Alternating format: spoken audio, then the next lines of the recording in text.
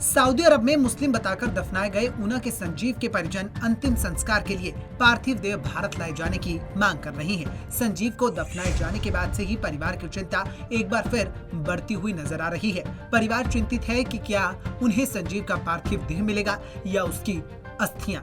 आपको बता दें कि हिमाचल प्रदेश के ऊना जिला के रहने वाले संजीव सऊदी अरब में अपने और अपने परिवार के पालन पोषण के लिए विदेश गए थे, लेकिन सऊदी अरब में उनकी मृत्यु के बाद उन्हें वहां मुस्लिम बताकर दफना दिया गया। मृतक हिंदू व्यक्ति को मुस्लिम बताकर दफनाए जाने के मामले में अब तक पीड़ित परिवार केंद्र सरकार के रवैये से नाराज है। केंद्र के रवैये से नाराज परिवार ने अब मृतक संजीव के पार्थिव शरीर को वापस भारत लाने के लिए दिल्ली हाई कोर्ट में याचिका दायर की है। हालांकि कोर्ट द्वारा अभी इस याचिका पर निर्णय लिया जाना बाकी है। पीड़ित परिवार केंद्रीय वित्त राज्य मंत्री अनुराग ठाकुर से कई बार मिलने के बावजूद भी भारत सरकार द्वारा की जा रही कार्रवाई से संतुष्ट नहीं है। परिवार मृतक संजीव का शव भारत लाकर उसका हिंदू रीति रिवाज के तहत अंतिम संस्कार करना चाहता है।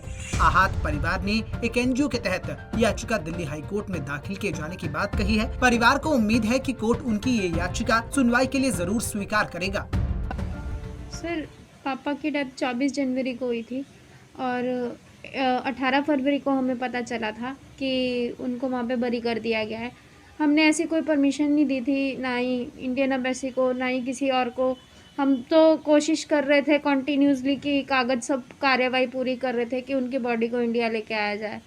पर उसके बाद भी हम लोग अपने एमपी से मिल चुके हैं 2 बार और लोकल अथॉरिटी हमारे डीसी साहब से हम मिलते रहते हैं इसी केस के रिगार्डिंग।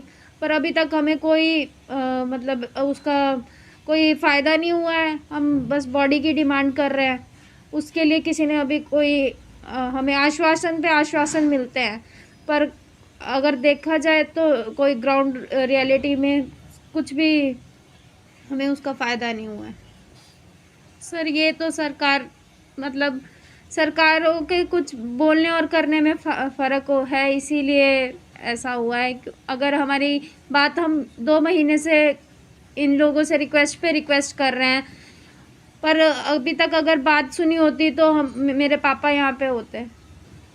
आगे हम अभी इनसे रिक्वेस्ट ही कर रहे थे, हमें जो तरीका कोई समझ में आ रहा है। हमें तो रिजल्ट्स चाहिए। मेरे फादर को यहाँ लेके आना है और हमें उनका अंतिम संस्कार करना है। यही हमने रिक्वेस्ट की थी और अभी भी हमने एक पिटीशन फाइल की है ऑनरेबल सुप्रीम कोर्ट दिल्ली में, हाई कोर्ट में दिल्ली में। तो अब देखते हैं उसका क्या हमें रिज़ल्ट मिलता है। वो साउथ की एनजीओ है, भीमा रेड्डी सर हैं एक, उन्होंने रेकमेंड किया है मुझे ये पिटीशन फाइल करने के लिए, तो मैंने वो भी किया है। अल्टीमेटली हमें रिजल्ट्स चाहिए, वो अभी कहीं दिख नहीं रहे।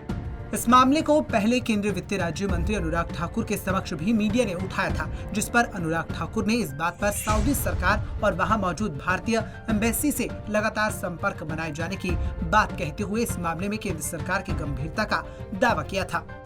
विदेश में जब भी कोई पूर्व में कोई फंस गया हो या किसी की मृत्यु हो गई हो, उसकी बॉडी भी लानी हो, सभी केसों पे मैंने व्यक्तिगत रूप से बात की और पूर्व में भी सभी केसों में सफलता हासिल की।